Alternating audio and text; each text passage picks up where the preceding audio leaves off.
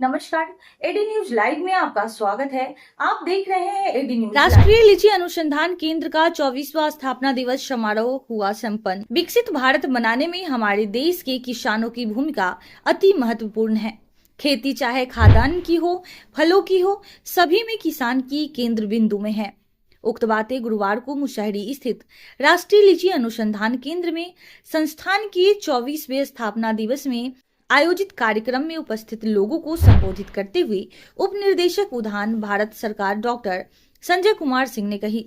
उन्होंने कहा कि लीची की खेती अगर तकनीकी ज्ञान के साथ हो तो फलों की गुणवत्ता बेहतर होगी, जिससे बेहतर लाभ किसानों को होगा। वहीं लीची सीजन के बाद भी लीची बागों में अंतर्वर्ती खेती किया जा सकता है। बागों में मुर्गा पालन से लेकर बकरी पालन करके भी लाभ लिया जा सकता है।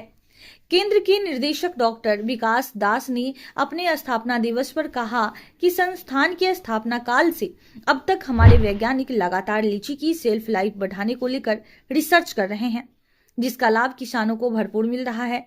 उन्होंने इस संस्थान के उत्पाद लीची जूस, गोआभा जूस, शहद, लीची रसगुल्ला के संबंध में बताया कि इसे लोग अधिक पसंद कर रहे हैं। लीची किसान इस संस्थान से तकनीक लेकर अपना प्रतिष्ठान स्थापित कर सकते हैं।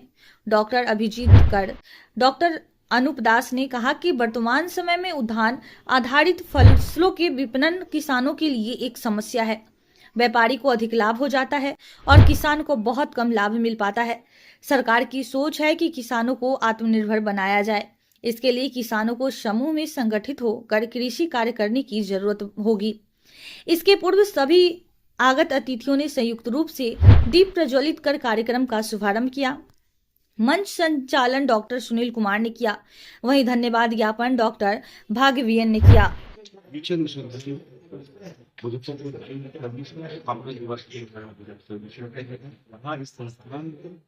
कई लीची के कई तरीके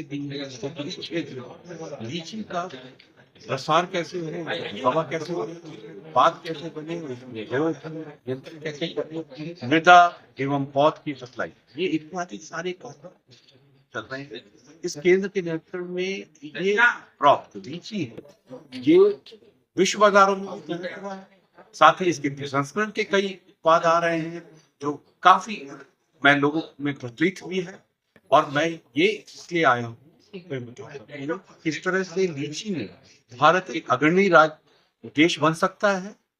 यही नहीं, दक्षिण भारत में भी कई राज्य हैं जहाँ पे ऑफ सीजन जिसको कहते हैं उत्पादन वो ले सकते हैं, और कई लेट में जो लीची लेते हैं जैसे देहरादूनी हो या पंजाब है या इन क्षेत्रों में जो हो रहा है। इस तरह से जो लीची को हम लंबे समय तक उपलब्ध करा सकते हैं, और बाजार में जब उसकी उपलब्धता बढ़ेगी, मांग बढ़ेगी, और साथ ही किसानों को बहुत अच्छा मुनाफा मिल पाएगा यदि वो संगठित होकर इसके उत्पादन में आगे आए, इसके विपणन में आगे आए, संस्करण में आए, ये इत्यादि करके वो अच्छा मुनाफा कमा करते हैं। सर, इस पर कहाँ किस किस देशों में लीची गई है अपने यहाँ से?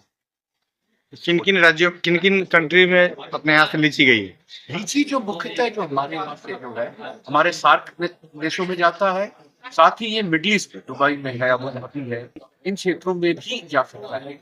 जैसा कि मैं देखता हूँ कि अब हमारे देश में 2 GI लीची, एक शाही लीची बिहार का है, एक तेजपुर लीची असम का है। ये अब सरकार ने इनको चिन्हित कर दिया है। तो इन दोनों किस्मों को हम बढ़ावा देकर और इन उत्पादों को हम विश्व बाजार में उतार सकते हैं, जिससे ये 18 साल तक किसानों को मुनाफा भी देगा, और इसको हम आगे भी बढ़ा सकते हैं। उसके उत्पाद जो उसके प्रसंस्करण के उत्पाद होंगे वो भी बाजार में बहुत अच्छे चल पाएंगे।